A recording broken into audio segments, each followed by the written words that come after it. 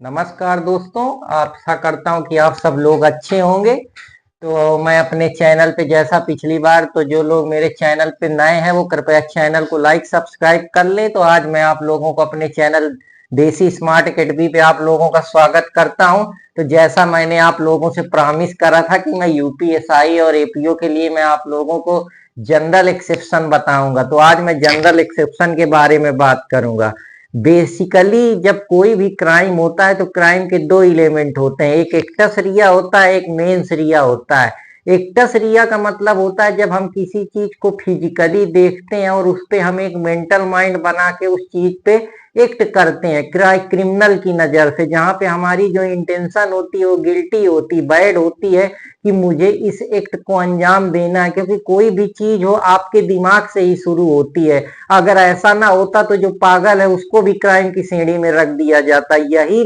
जो अंतर है ह्यूमन को जो है एनिमल से अलग करता है। तो इस वजह से हमारे जो क्रिमिनल सिस्टम बनाया गया उसमें एक्टस रिया और मेंस रिया को ध्यान में रखा गया कि जब ये दोनों एलिमेंट फुलफिल हो जाएंगे तभी जाके वो क्राइम की श्रेणी में आएगा। लेकिन कुछ ऐसी चीज है जो कि हमारे क्रिमिनल सिस्टम में, अगर अपराधी कोई भी कांड करता है या कोई भी क्राइम करता है तो वो कभी कभी छूट जाता है। तो वो कौन कौन से तरीके हैं जिनका फायदा है जो क्रिमिनल उठा लेता है।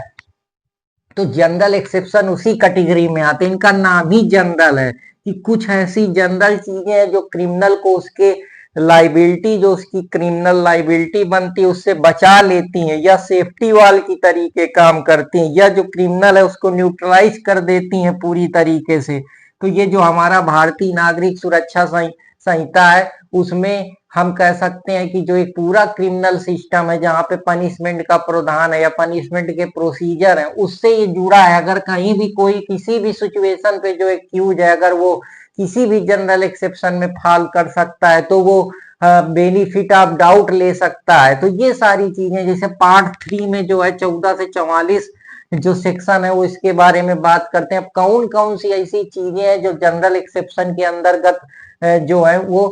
एक प्रकार से क्राइम की श्रेणी में नहीं आती हैं। तो क्राइम की श्रेणी में ना आने का मेन कारण यही है कि कुछ ऐसे एक्ट हैं जो लॉ की नजर में या तो जस्टिफाई है या तो एक्सक्यूज है। जैसे एक्सक्यूज के मामले में मिस्टेक ऑफ फैक्ट के बारे में है, ये सारी चीजें हैं। एक्सीडेंट है, तो ये कुछ चीजें हैं जिनमें एक्सक्यूज है लॉ का कि हाँ ये इंसैनिटी है। कुछ चीजें हैं जो पूरी तरीके से जस्टिफाइड है, जैसे प्राइवेट डिफेंस है, ट्राइबल मैटर के मामले हैं, कंसेंट के मामले हैं। तो ये जो पूरी चीजें हैं कहीं ना कहीं जो है जनरल एक्सेप्शन को बनाती हैं। और जनरल एक्सेप्शन का मतलब ही होता है क्योंकि जो लॉ बना हुआ है उसका मेन काम है कि जो दोषी है उसको पनिश करना है, और जो परपिरेटर है या जो क्रिमिनल है या जो एक्यूज है उसको बेसिकली हर बियॉन्ड रीजनेबल डाउट प्रूव करना है कि हाँ तुमने ये क्राइम करा है, तुम्हारी ही लाइबिलिटी बनती है। लेकिन कुछ केस में वो अपनी लाइबिलिटी से इन चीजों का फायदा उठा सकता है या बच सकता है, इसलिए चैप्टर काफी महत्वपूर्ण हो जाता है। तो जैसे ये पूरी कॉन्सेप्ट है एक्टस नॉन फेसिट निसी मेंस सिट रिया से मिलकर बना। इसका मतलब है कि काम जुर्म नहीं है जब तक नीयत बुरी ना हो। तो नीयत हमेशा जो पूरा प्रिंसिपल बना ये उसी रूट का प्रिंसिपल पे बेस्ड है। क्यों जरूरी है प्राइवेट डिफेंस? क्योंकि अगर एक्सीडेंट कर देंगे तो उसको भी मर्डर मान लिया जाता, या कोई पागल आदमी कुछ काम कर देता तो उसको भी हम क्रिमिनल समझ लेते। तो ये इंटेंशन का ही खेल है जिससे ये डिफरेंस हो जाता है, या एक्यूज जो है वो अपनी लाइबिलिटी से सॉल्व हो जाता है। जैसे सेक्शन 14 कहता है कि मिस्टेक ऑफ फैक्ट के बारे में बात करता है। मिस्टेक ऑफ फैक्ट का मतलब होता है कोई भी तथ्य जिसमें आप कुछ सोच रहे हैं सामने वाला कुछ दूसरा समझ ले। जैसे मैं किसी आदमी को जो है, मान लो कोई पुलिस वाला है ए को पकड़ना चाहता था, जानबूझ के बी को पकड़ ले। तो अब क्या है, मिस्टेक क्या करा कि उसको पकड़ना है तो बी को पकड़ लिया। या कोई आदमी है रात को आपके घर में घुस जाए, आप समझे कि ये चोर है लेकिन वो एक्चुअली में आपका सहपाठी निकल जाए, आपका दोस्त निकल जाए। तो मिस्टेक ऑफ लॉ का मतलब ये एक्सक्यूज है अगर ये गुड फेथ में किया जा रहा है, या जो आपकी इंटेंशन है वो पूरी तरीके से गुड नेचर की है। जैसे एक्सीडेंट है, आप चले जा रहे हैं सरसरा के बिल्कुल भागे जीटी रोड में, अचानक से कहीं पत्थर आ जाए, अचानक से नील गाय आ जाए, कोई गाड़ी आ जाए, आप अपनी तरफ से प्रॉपर स्पीड मेंटेन करें और ट्रैफिक सिग्नल रूल का सब पालन कर रहे हो, फिर भी आप लाफुल तरीके से एक्ट कर रहे हैं, जितनी स्पीड है उतनी स्पीड में भी चल रहे हैं, पूरी केयर काशन का यूज कर रहे हैं, लेकिन जो आपकी इंटेंशन है वो पूरी तरीके से गुड फेथ में, लेकिन सडनली कुछ अचानक से घट जाए तो अब आपकी यहाँ इंटेंशन किसी को मारने की थोड़ी, तो आप थोड़े कह देंगे कि नहीं तुम दोषी बन गए, तो वो मामला एक्सीडेंट के कैटेगरी में आ जाएगा और जो एक्यूज होगा जिससे वो कांड हुआ है वो इस चीज का फायदा उठा के बच जाएगा। तो ये केस जो हमारा सेक्शन 18 है भारतीय नागरिक सुरक्षा भारतीय न्याय संहिता का, उसमें दिया गया, इसमें एक केस है टुंडा वर्सेस रेक्स जो इसकी बात करता है। सेक्शन 22 में जो है इंसैनिटी के मामले, आप भी समझिए कोई आदमी है, जो आदमी सोच समझ सकता है उसी को तो हम लाइबल ठहराएंगे, लेकिन जो सोच ही नहीं पा रहा, एक रेशनल थिंकिंग ही नहीं बना पा रहा, दिमाग है उसका काम नहीं कर रहा, बिल्कुल पागल है, उसको कुछ समझे नहीं कि क्या कर रहा है, कोई पागल आके आपको गरियाने लगे और कुछ उल्टा सुल्टा करने लगे तो आप थोड़े पागल को थोड़े लाइबल ठहरा देंगे, कोर्ट तो कहेगी ये पागल है, ये इंसॉल्वेंट है, ये इसको कुछ मालूम ही नहीं है, बेकार है। तो ये सब चीजें हैं। तो अनसाउंड माइंड का मतलब है कि वो जो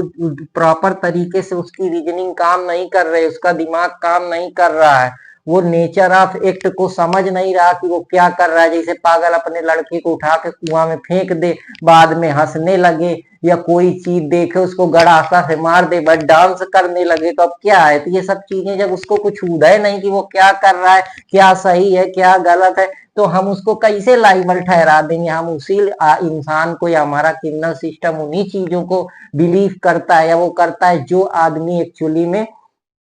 क्रिमिनल गिल्टी इंटेंशन के साथ करता है, ना तो उसका इंटेंशन काम कर रहा है, ना उसको मालूम है कि वो क्या कर रहा है, उसका दिमाग है जब पूरी तरीके से नहीं। मान लो एक पागल आदमी है, पत्थर उठाया किसी के सर में धर दिया, तो अब क्या करे, अब सर में मार दिया, अब थोड़े कोर्ट के पास जाके कहोगे कि नहीं यार इसने मेरे को मार दिया, क्योंकि उसको मालूम है नहीं वो क्या क्या रहा है, उसको पता ही नहीं कि इस एक्ट का क्या अंजाम होगा। तो ये सारी चीजें हैं जो सेक्शन 22 है वो इंसैनिटी के बारे में बात करता है। कभी कभी चीजें मजबूरी में हो जाती हैं कि बड़ी मजबूरी में छोटी मजबूरी को कम करने के लिए कि बड़ी हानि ना हो, जैसे अब आप लोग समुद्र में जा रहे हैं, अचानक से इतनी जोर का वेव आ जाए, या कोई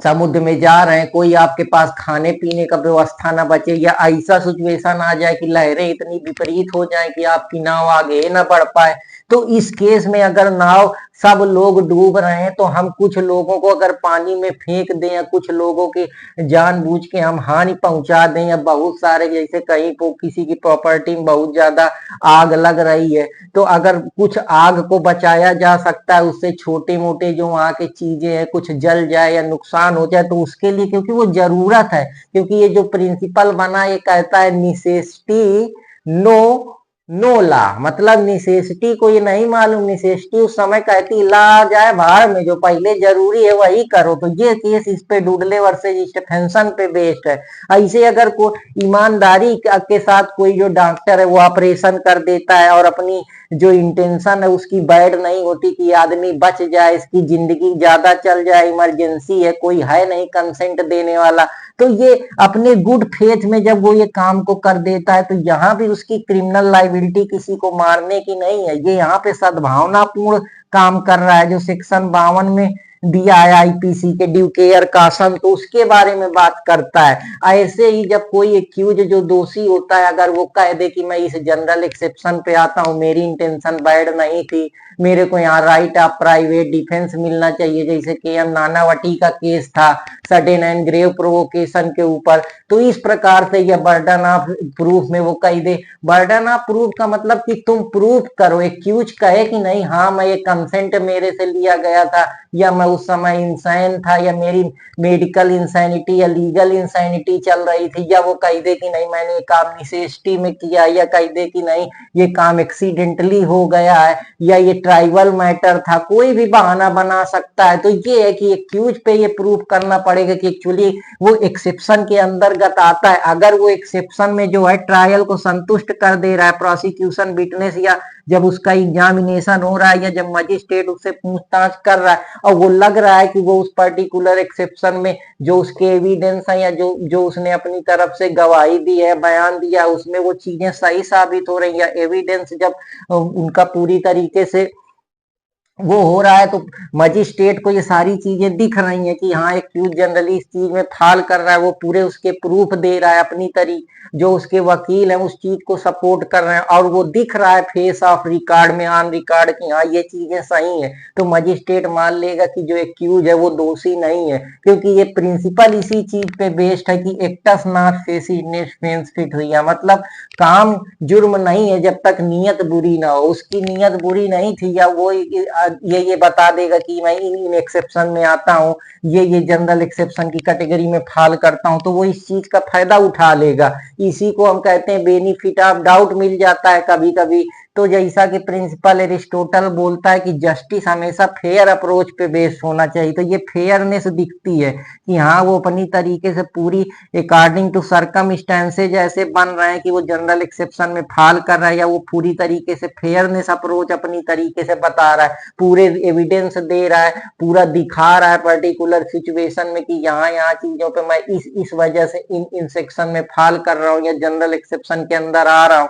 तो ये सारी चीजें जैसे 14 में मिस्टेक ऑफ फैक्ट के बारे में दिया है, 15 में जज के बारे में कि जज अगर कोई काम अच्छी नीयत से करता है, अपनी ऑफिस में रह के करता है, अल्लाह का डायरेक्शन फॉलो करता है, या कोर्ट का ऑर्डर आता है, जल्लाद किसी को फांसी देता है, या हिमसेल्फ जस्टिफाइड कोई पुलिस ऑफिसर किसी को अरेस्ट कर लेता है जो उसको ऑर्डर मिला है, या एक्सीडेंटली कहीं पे कोई चीज घटित हो जाती, या अदर हार्म को प्रिवेंट करने के लिए 19 बात करता है, 18 एक्सीडेंट की बात करता है, 17 justified by law, 16 order of court, 20 अगर कोई चाइल्ड है जिसके पास सोच समझ नहीं है, वह रेशनल जजमेंट नहीं बना पाता, अल्लाह उसको डोली इनकपेक्स बोलता है, तो ये सेक्शन 20 में दिया है। 7 ईयर से अगर उसकी मेच्योरिटी है वो अपनी रेशनल अंडरस्टैंडिंग बना सकता है, तो वो 21 में दिया है। कभी कभी अनसाउंड होता है, माइंड पर्सन होता है जिसके पास बुद्धि नहीं होती, वो क्या कर रहा है क्या नहीं कर रहा है, पूरी तरीके से उसका दिमाग जो है वो डेवलप नहीं होता है, या वो